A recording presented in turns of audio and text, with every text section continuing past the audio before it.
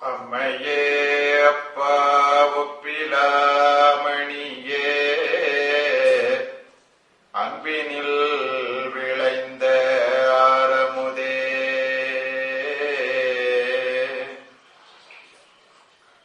அம்மையே அப்பா ஒப்பிலாமணியே அன்பினில் விளைந்த ஆரமுதே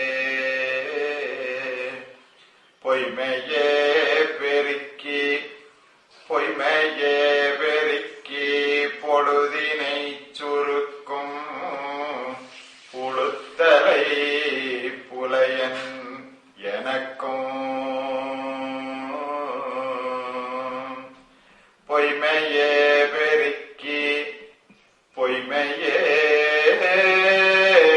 பெருக்கி பொழுதினை சுருக்கும் புழுத்தலை புலையன் எனக்கும்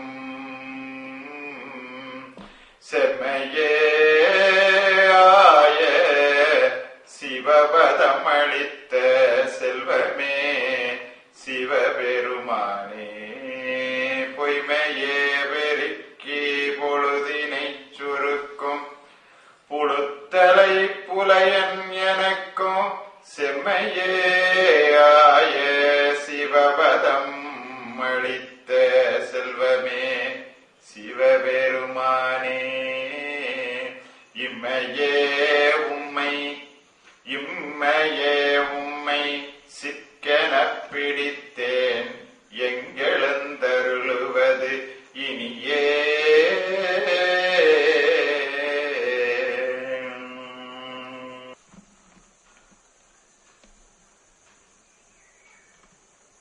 சத்தியபுரம் சொல்லி ஆரம்பிக்கலாம். புத்திபூர்த்தம் மெய்யாகவே சதுரயுகம் கோடி கால மக்களிடத்திலும் உள்ள சர்வ மூலமந்திர நிரூபிக மகான்மீராகிய யுகவான் சாலை ஆண்டவர்களே முத்திகாடு முத்தி நேரி அறியாத மூர்க்கரோடு முயல்வேனை முத்தி நேரி அறியாத மூர்க்கரோடு முயல்வேனை பத்தி நேரி அறிவித்து பலவினைகள் பாரும் வண்ணம் சித்தமலாம் அறிவித்து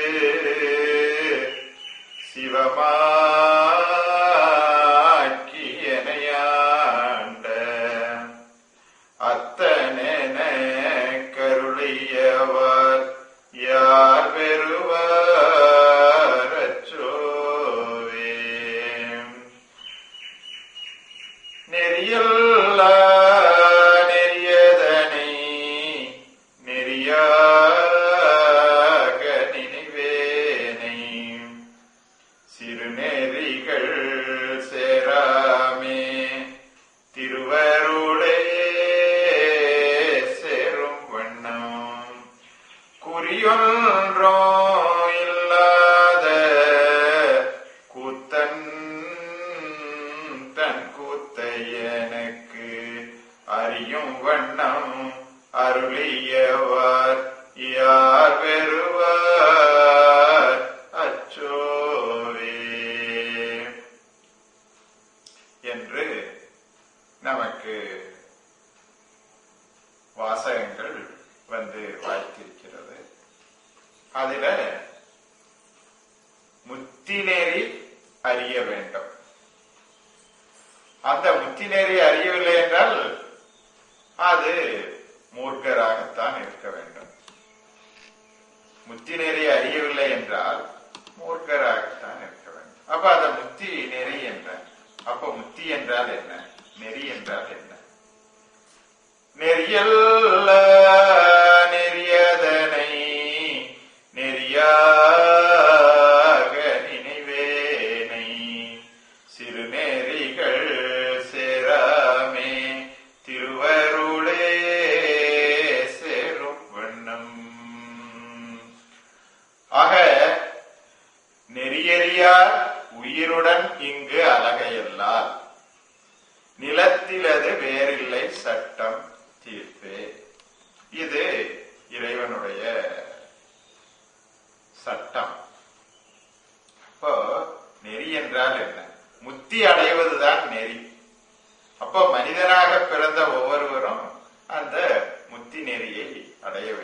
நெறியின் மூலமாக முத்தியை அடைய வேண்டும். அப்ப அந்த நெறி என்ன? ஆனா நமக்கு நெறி என்பது என்னவாக இருக்கிறது என்றால், இந்த உலகத்தில் சிறப்பாக வாழ்வதுதான் நமக்கு நெறியாக இருக்கிறது. இது நம்ம எல்லோருக்கும் நினைவுலையும் நடைமுறையிலையும் பழக்கத்திலையும் நம்ம வாழ்க்கையிலையும் இயல்பாக நம்ம பிறப்போடு வந்த ஒன்று. ஆனால் அந்த வாழ்க்கை வேண்டான ஒன்னும் இங்கே இறைவன் சொல்லல. ஆனால் அதற்கு மேம்பட்ட ஒரு வாழ்க்கை, அதற்கு பேர் தான் முத்தி. அந்த முத்தியை அடைவதுதான் நெறி. அந்த முத்தி என்ன என்றால், இறைவன் சொல்றார்கள், முத்தி அடைந்தார்கள் என்றாலே கைலாயம் அடைந்தார் என்ற பொருள். சிவலோகம், அதாவது வைகுந்தம், அதாவது பரமண்டலம், அதாவது மெகராஜ். இது போன்ற அந்த முத்தி என்கிறது நம்முடைய வாழ்க்கையில் நாம் ஏன் பிறந்தோம், நம் கதி முடிவில் என்னவாகும் என்று ஆய்ந்து தேடும் தேட்டமுடையவனே மனு. இதை கற்பிக்கும் கல்விதான் கல்வி. காலமெல்லாம் இவன் மனித உணவையே தின்று வந்தாலும் இந்த எண்ணம் வராதவரை நரந்தான். இது நெறி. இது நெறி மூலம் தெய்வம் நமக்கு சொல்றாங்க எதுக்கு பிறந்தோம், அப்ப நாம் ஏன் பிறந்தோம், எதுக்கு பிறந்தோம் அப்படின்னா நம்ம என்ன நினைக்கிறோம், இந்த உலகத்துல நல்லா வாழ பிறந்தோம், மற்றவர்களுக்கெல்லாம் நல்லா உதவி செய்ய பிறந்தோம், நம்மனால என்ன உதவி செய்ய முடியுமோ மற்றவர்களுக்கு செய்யணும், நம்மால பிறருக்கு துன்பம் வரக்கூடாது அப்படின்னு சொல்றமே தவிர, நமக்கு ஒரு துன்பம் வர இருக்கிறது. இறுதியில் நம்முடைய சாவுடைய நேரத்தில், நம்முடைய இறுதி காலத்தில் ஒரு துன்பம் வருது. அந்த துன்பத்தை நம்ம நினைக்கிறதே இல்லை. இப்ப இருக்கிற துன்பத்தை தான் துன்பத்தை நினைக்கிறோம். இந்த துன்பத்தை எப்படியும் மாத்திக்கலாம், அது துன்பமாக இருக்கலாம். அது இந்த உடல் மறையும் போது அந்த துன்பமும் மறையும். ஆனால் இந்த உடல் மறைந்தாலும் நீங்காத ஒரு துன்பம் ஒன்று இருக்கிறது. அதற்காக தான் நெறி வேணும், அதுக்காக தான் முத்தியை அடைய வேணும் என்பது பெரியோர்களுடைய இரக்கமாக பாடுபட்டு எல்லாம் எடுத்து வச்சிருக்கிறாங்க. அப்ப இதுல என்ன அப்படின்னா, அந்த முத்தி அறிய வேண்டும். அந்த முத்தியை எப்படி முத்தி அடைந்தால் சித்தி அடைந்தவராக ஆகிவிடுகிறார். அப்ப அந்த முத்தி அடைவது என்பது சாவுடைய நேரத்திலே அழகை தேகம் எடுத்து முடிவில்லாத நரக அவஸ்தைக்கு போகாமல் என்றென்றைக்கும் நீங்காத மகிழ்ச்சிகர பேரின்பம் அனுபவிக்கும் நித்திய முத்தி தேகம். அதாவது மல்லிகை தீண்டா வைரமணி தேகம் எடுப்பதுவே அந்த நித்திய நன்மை. இதுக்காகத்தான் நெறி வந்தது. இதுக்காகத்தான் இறைவன் நமக்கு வேதத்தை இறக்கினார்கள். இதற்காக தான் இந்த நெறியை அறியாம இருக்கிறதுக்காக அவர்களே தூலம் எடுத்தோம் வந்து இதை இப்படி சொல்லி வச்சு அந்த நெறியறியார் உயிருடன் இங்கு அழகையெல்லாம். ஆக அழகை தேகம் எடுப்பதற்காக நாம வந்தோம். சாவுடைய நேரத்திலே அழகை தேகம் எடுக்காமல் இருக்கணும்னா அதற்காக தான் சைவம் வந்தது, அதற்காக தான் வைணவம் வந்தது, அதற்காகத்தான் கிறிஸ்துவம் வந்தது, அதற்காக தான் இஸ்லாமும் வந்தது, அதற்காகத்தான் புத்த மதம் வந்தது, அதற்காக தான் ஜெயினம் வந்தது, அதற்காக தான் சீக்கிய மதம் வந்தது. எல்லா மதங்களும் ஒரே செயலுக்குத்தான் வந்தன. அதை சொல்லுவது வேதம். அந்த வேதத்தை இறைவன் தன்னுடைய தீர்க்கதரிசிகள் மூலமாக இறக்கி இருக்கிறார்கள். இப்ப அதுல சொல்றத அதை எடுத்து சொல்லுகிற ஒரு ஆளாக நம்மை ஆக்கி வைத்துள்ளார்கள். அப்ப அதுல சொல்லும் போது மல்லிகை தீண்டா சாலை ஆண்டவர்கள் மெய்மதம் அப்படின்னா என்ன அப்படின்னு சொல்றதுன்னா நானா என்ன சொல்ல முடியும்? அதுக்கு இறைவனே சொல்றாங்க. மல்லிகை தீண்டா சாலையாண்டவர்கள் மெய்மதம் என்பது இறுதியில் யமனிடம் சிக்கி மரண அவஸ்தையோ கசப்பு அடையாளத்தீட்டு பிணநாற்றமோ இல்லாமலாக்கி பிணி மூப்பு சாக்காடு அணுகாத பேரின்பம் அனுபவிக்கும் நித்திய தேகத்தில் மனிதரை புகுத்தாட்டி வைக்குகின்ற மெய்மதம். இறைவனால் அனுப்ப பெற்ற அவரவர் மத வேதங்களிலும் உள்ள நிகரற்ற உயிராணி செயல் இதுவே. இதை நிரூபணை செய்கின்றவர்களே வரிந்து நின்று கொண்டு எழுதிய எழுத்து இது. ஆக நெறியல்லா நெறியதனை முத்தி நெறி அறியாத. ஆனா முத்தி என்பது சொர்க்கத்துக்கு போறது அப்படிங்கிறது தெரியாது. சாவுல அதுக்கு அடையாளம் வந்துடுது. சொர்க்கத்துக்கு போவதற்கு ஒரு அடையாளம் வருது, நரகத்துக்கு போறதுக்கு ஒரு அடையாளம் வருதுங்கிறது இந்த உலகத்துல தெரியவே தெரியாம இருந்த செயலை இன்று அவர்கள் வந்து சாவுல 2 வகை இருக்குது என்று சொல்றாங்க. அப்ப அத நம்ம வடலூர் வள்ளல்பிரான் ஆகிய பெரியப்பா அவர்கள் சொல்லுகிறார்கள். வையகத்தீர் வானகத்தீர் மற்றகத்தீர் உமது வாழ்க்கையெல்லாம் வாழ்க்கை என மதித்து மயங்காதீர். மையகத்தே உருமரண வாதனையை தவிர்த்த வாழ்க்கை அதே வாழ்க்கை என மதித்து அதனை இங்கு பெறவே. அப்போ மையகத்தே உருமரண வாதனை. அப்போ மரணத்துல 2 வகை இருக்கிறது. ஒன்று வந்து நித்தியம், ஒன்று அனித்தியம். ஒன்று நித்திய சுகம், ஒன்று நித்திய அவஸ்தை. இப்படியாக இருக்கிறது. இப்ப இதை கற்பிக்கிறது தான் நெறி வந்தது. இதை கற்பிப்பதற்கு தான் தெய்வீகம் வந்தது. இதை கற்பிப்பதற்கு தான் வேதம் வந்தது. இதை கற்பிப்பதற்கு தான் மதங்கள் வந்தது. அந்த மதங்கள் இப்படி உண்டு என்கிற செயலை இப்படி எடுத்து சொல்லுகிற ஒரு மக்களாக எதையோ செஞ்சுக்கிட்டு ஏதோ வேலை செஞ்சுக்கிட்டு இருந்த நம்மை இப்ப அவர்களுக்கு ஒரு ஆளாக ஆக்கி வைத்திருக்கிறார்கள். இதை எப்படி சொல்ல முடியும்? இறைவனுடைய தயவு இருந்து கல்லாமலே கற்க வேண்டியவை எல்லாம் கற்று, ஓதாமலே ஓதுவதெல்லாம் ஓதி, அறிவு பரிசுத்த ஆவியானது வலுக்கொண்டு விசும்பி எழுந்து தளிர்த்து ஓங்கி பெருக்கமாக பணர் வீசி செழித்து வளர்ந்து விரிந்து செங்காம்பரும்பு முளைகாட்டி பூவலங்கார அழகு குமரி பிஞ்சேரி காய்குலங்கும் கனஞ்சுமந்து வரும் இளஞ்செம்மலாகிய அவர்கள் வந்து இதை மக்களுக்கு எடுத்து சொல்லி ஏட்டுகளை விரித்து பாட்டுக்களை பாடி காட்டி வில்லாத கள்ளிமுது காட்டி அந்த வள்ளீர் ஓட்டி சாந்தி என்னும் அந்த வாடாத தீபத்தினை ஏற்றி எல்லோரையும் பொற்கோல் கரந்தாங்கி அடித்து ஓட்டி கொண்டு போய் ஆரூர் என்னும் குருச்சேத்திரமாகிய திருவரங்க திருச்சுவர்ண தில்லை திருச்சிற்றம்பலத்திற்கு ஏற்றி வைக்க அவர்கள் நரரை மக்களாக்கி, மக்களை தேவர்களாக ஆக்கி, அந்த தேவர்களை இந்த மறைபடா தேவர்களாக ஆக்கி. என்றால் மறையில் இருக்கிறது நமக்கு தெரியணும் அல்லவா? அப்ப ஆக்கி வைக்கிறதுக்கு தான் தெய்வம் உலகத்துல வந்து சாதாரண மக்கள் நாம் ஏன் பிறந்தோம் கூட ஏன் பிறந்தோம் அப்படின்னா இந்த உலகத்துல ஒரு நல்ல வாழ்க்கை வாழ பிறந்தோம் அப்படிதான் சொல்லிக்கிட்டு இருந்தோம். அப்ப அவங்க சொல்றாங்க ஏன் பிறந்த அப்படின்னா கைலாசவாசரின் திருச்சந்நிதி அடைந்து அவர்கள் கொலுவாசனத்தில் அமரவே. கைலாசவாசரின் திருச்சந்நிதி அடைகிறதே பெரிய பாடு, அவர்களுடைய கொலுவாசனத்துல போய் அமர்றதா? இது ஒரு நரன் நிறைச்சு பார்க்க முடியுமா? நரனும் கூட இல்ல, நம்ம அழகையாத்தான் பிறந்தோம், நரனாக எங்கேயும் பிறக்கவே இல்லை. அப்ப நரனுக்கு இந்த எண்ணம் வந்தால்தானே நரன். அப்ப கைலாசவாசரின் திருச்சந்நிதி அடைந்து அவர்கள் கொலுவாசனத்தில் அமரவே. இத்தேகத்தின் அதிபதியாகிய ஸ்ரீமன் நாராயணமூர்த்தியின் திருவடி நிழல் போய் சேரவே நாம் இந்த மானிட சட்டை எடுத்தோம். அப்படி என்று பேச்சலினாவர். இப்படி பேச வருமா?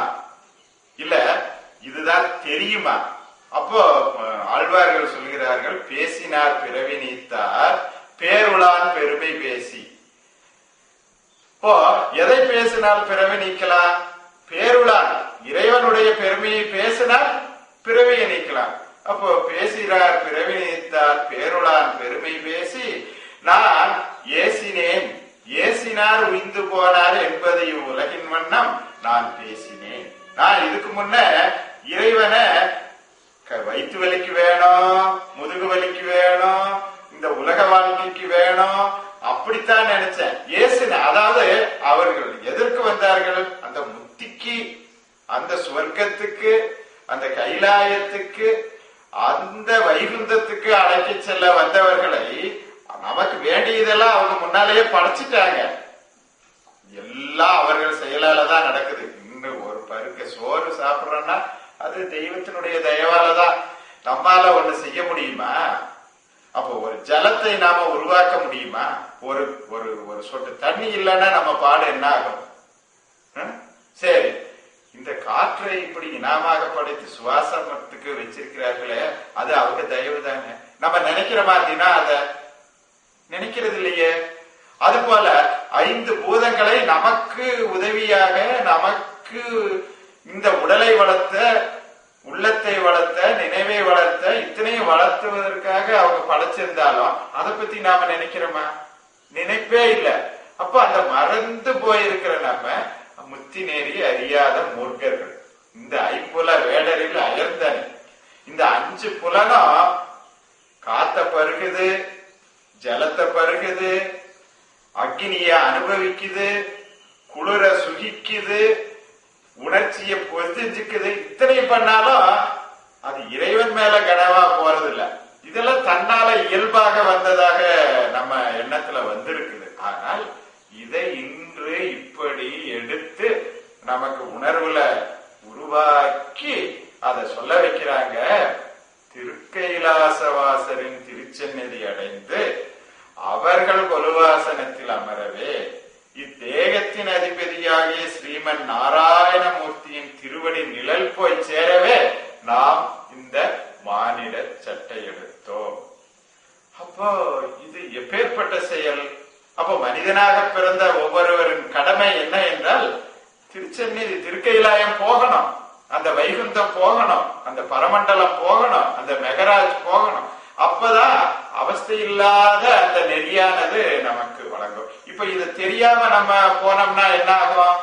நமக்கு அந்த எல்லையே தெரியாது. அப்படிப்பட்ட உலகத்துல வந்த பெரியோர்கள் எல்லாம், வந்த மதங்கள் எல்லாம், வந்த வேதங்கள் எல்லாம் இதைத்தான் எடுத்து சொல்லுது. ஆனா நாம அதை மறந்து, அது மறந்து மறைந்தே போய்விட்ட இறுதி காலமாகி இது நேரம் அதையே மறுபடியும் அந்த வேதங்களையே திரட்டி கொண்டாந்து நீ இதற்காகத்தான் வந்தாய். அப்ப அது உனக்கு இந்த சாவலிய 2 விதத்துல உனக்கு தெரியும், அடையாளமாக தெரியும் என்று அதை மாற்றி, அப்ப நியாய மரணம் என்றும் அநியாய மரணம் என்றும் நமக்கு அதை எடுத்து உணர்த்தி அந்த யமபடரின் அச்சத்தினை கிளப்பி தடவி பயப்பட வேண்டாம், அதற்கு உனக்கு நெறி இருக்கிறது, சந்நிதி இருத்தி வினாவிடையின் மூலமாக மனித மேம்பாட்டினை தூண்டி வித்தை அவித்தை இது விளைவுக்கே வராது. இது விளைவுக்கு வரும். சொத்த வித்து எங்கேயாவது விளைவுக்கு வருமா? அப்ப உன்னுடைய வாழ்க்கை இப்படி இருந்தா இப்படி ஆகும், இப்படி இருந்தால் இப்படி ஆகும் என்று வித்தை அவித்தை என்னும் எழுச்சியினை பதித்து எல்லோரையும் தீவேச ஏற்ற சீர் நாட்டுவான் வேண்டி ஏட்டுக்களை விரித்து பாட்டுக்களை பாடி காட்டி இந்த வில்லாத கள்ளிமுது காட்டி அந்த வல்லிருளை ஓட்டுகிறார்கள், ஓட்டினார்கள், ஓட்டி இருக்கிறார்கள். இதற்காக நான் எந்த வேதத்தையும் படிக்கவும் இல்லை, எந்த ஞானத்தையும் போய் தெரிஞ்சுக்கிறதுக்கு முயற்சியும் பண்ணல. இயல்பாக இந்த மெய்வழியில்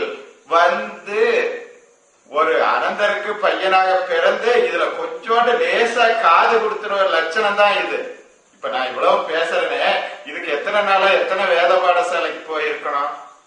அதெல்லாம் இல்ல. அப்போ கல்லாமலே கற்க வேண்டியவை எல்லாம் கற்று, ஓதாமலே ஓதுவதெல்லாம் ஓதுறதுக்கு அவர்கள் இப்படி இந்த தயவை அவர்கள் பேசரும் பெரும்பொருளை பேசரும் வாசகம் கொண்டு இப்படி பேசி பேசி பேசி பேசி இந்த காதல ஏத்திட்டாங்க.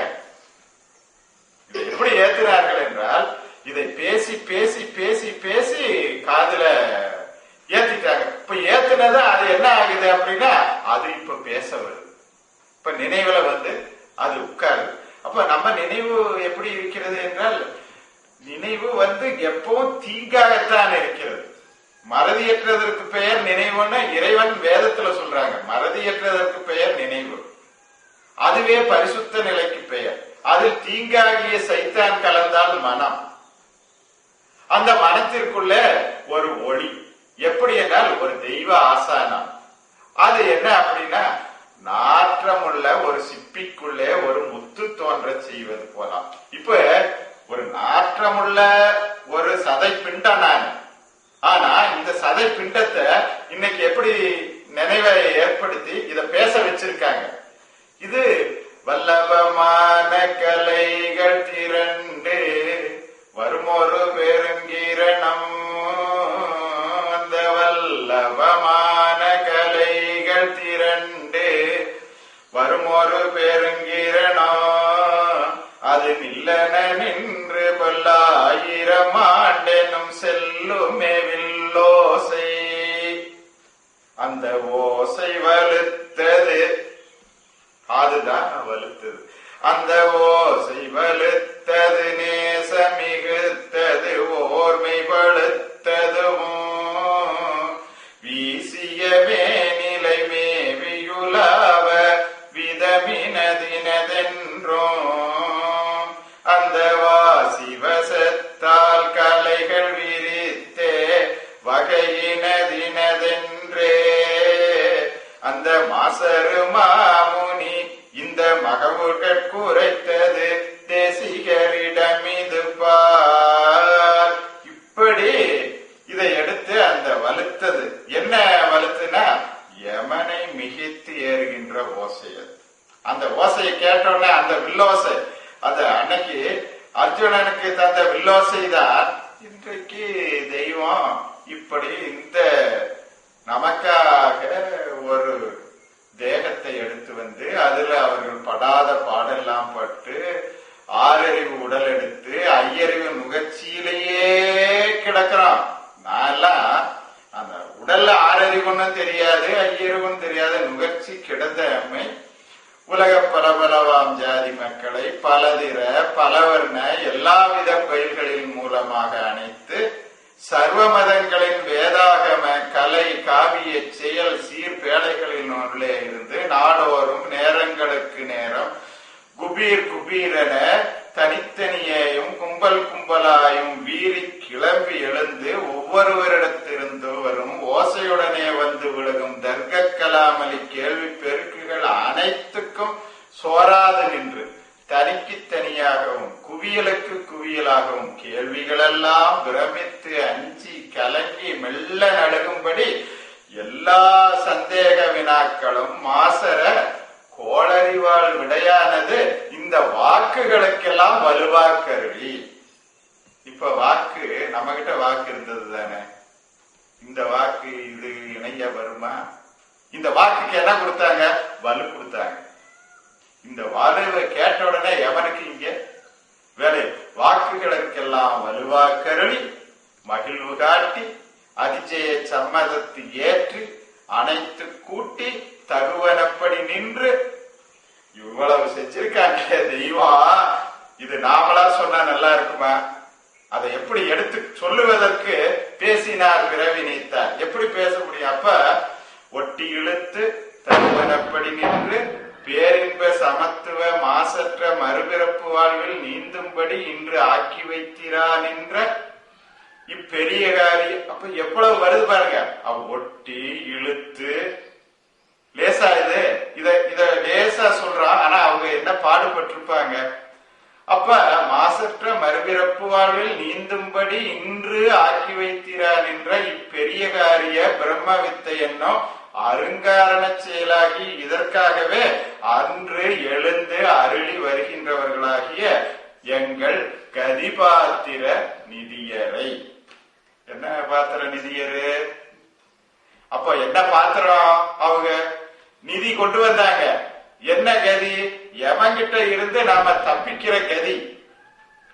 அதிநுட்ப நுண்ணிய நுணுகிய மதியரை. இது இறைவனுடைய நாமம். இப்படி வந்துட்டு இருக்கு. இப்ப இதை இப்படி சொல்ல தெரியுமா நமக்கு? என்ன மெய்வழியில நான் பெற்றேன் அப்படின்னா, நான் என்ன ஒரு சாதாரணமாக ஒரு கான்ட்ராக்ட் வேலை செஞ்சிட்டு இருக்கிறவனுக்கு இது மேல எப்படி இந்த எண்ணத்தை ஊட்டுகிறார்கள்? அவங்க பாடு என்னவா இருக்கும்? அப்ப அதிநுட்ப நுண்ணிய நுணுகிய மதியரை ஜனக்கூட்டங்களின் ஆரவாரம் போன்றும் பெருக்கமாக ஓடிப்பாய்ந்து வந்து விலகும் ஜலவீழ்ச்சியின் இறைச்சலை போல் கூவும் குரல் பேசும் மேவும் துவனி ஓசையரை.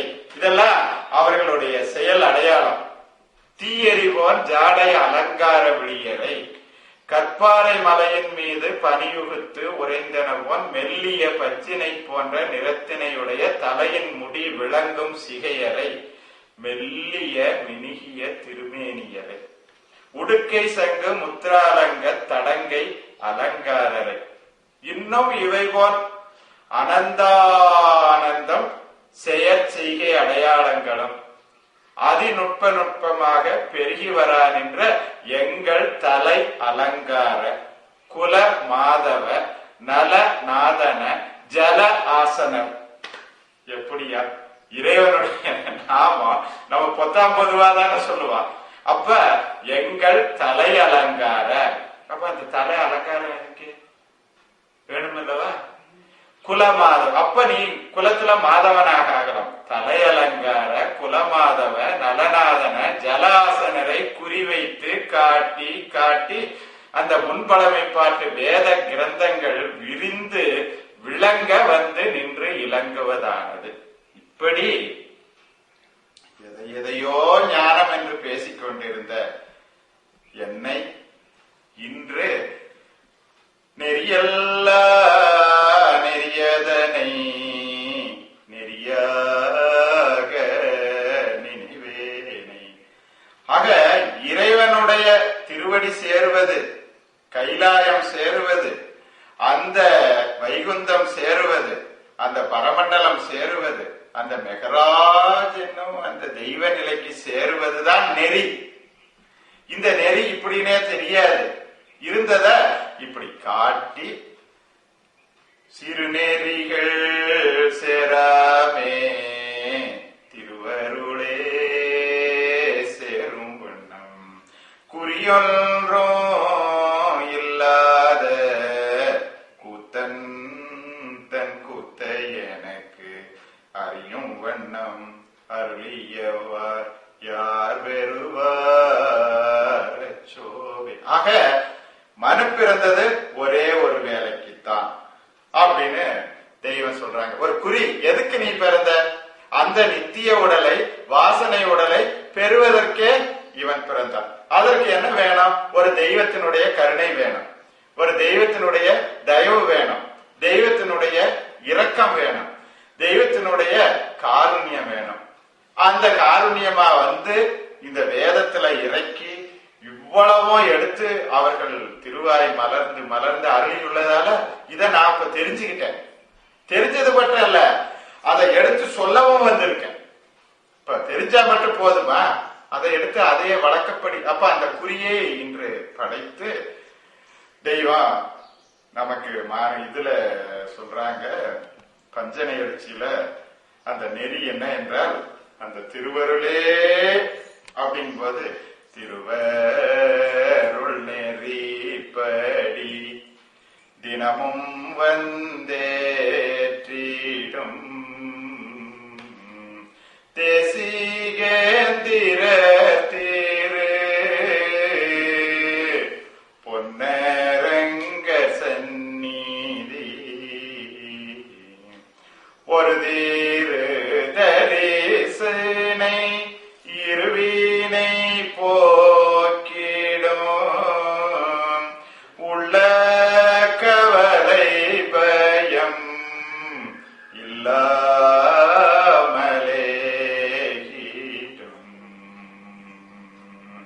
மறுவும் பிணிகள் மாற்றி மண்ணிலும் சிறப்பேற்றி மாயை மரளியன் கை மறுவீடமலே காக்கும் மாயை மரளியன் கை மறுவீடமலே காக்கும் குருபரர் மெய்வழி சாலையை சார்ந்திடும் குருபரர் மெய்வழி சாலையை சார்ந்திடும் குவலயத்தீரே இதுமை உண்மை உண்மை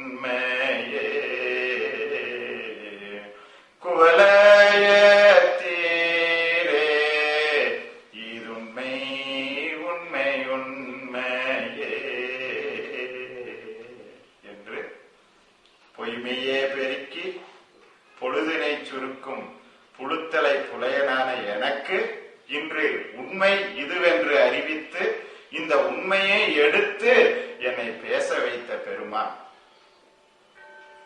நமது குலதெய்வம் பிரம்மோதய மெய்வெளிச்சாலை ஆண்டவர்கள் திருவடி போற்றி இந்த விஷயங்களை, இந்த அனுபவங்களை, இந்த நெறியை, சிறு நெறிகளையே பெருசாக நினைச்சிட்டு இருந்தது.